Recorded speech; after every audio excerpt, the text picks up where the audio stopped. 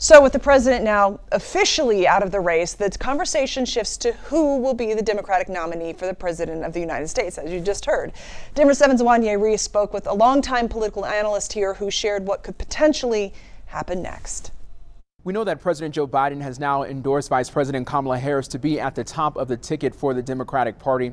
I got the chance to speak with a dean at DU who tells me that Kamala Harris can definitely run, but she's going to have some things that she's going to have to work through if she wants to have a successful campaign against former President Donald Trump. I do think the question of who the nominee will be the dominant story now for the next several weeks. Although many things are baked in, Kamala Harris is still not that well known in the American public. It's true that her negatives are high, but I think they're probably softer negatives than Biden's. Fritz Mayer currently serves as the Dean of International Studies at the University of Denver.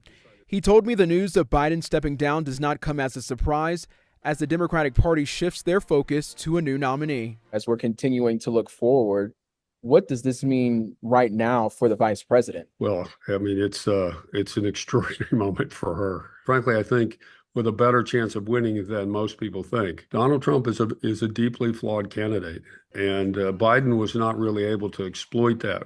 He's not very effective in the debate. Kamala Harris is tough, and she will be able to do that. While the Democrats try to rally around a nominee ahead of the Democratic National Convention, Mayer says Biden dropping out, quote, utterly changes the narrative, end quote, of politics. Completely shake up the campaign. I mean, now, of course, the questions will be about how to interpret the Biden presidency. And you can see already Donald Trump is not exactly magnanimous attacking him, but you'll see Democrats praising Biden for a very successful presidency.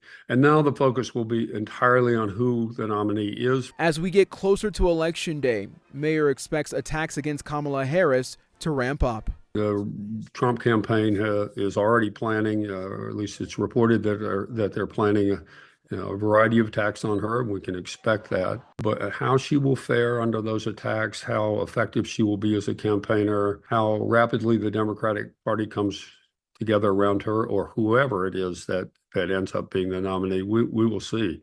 But it won't lack for drama. Reporting in Denver, I'm Wanya Reese, Denver 7.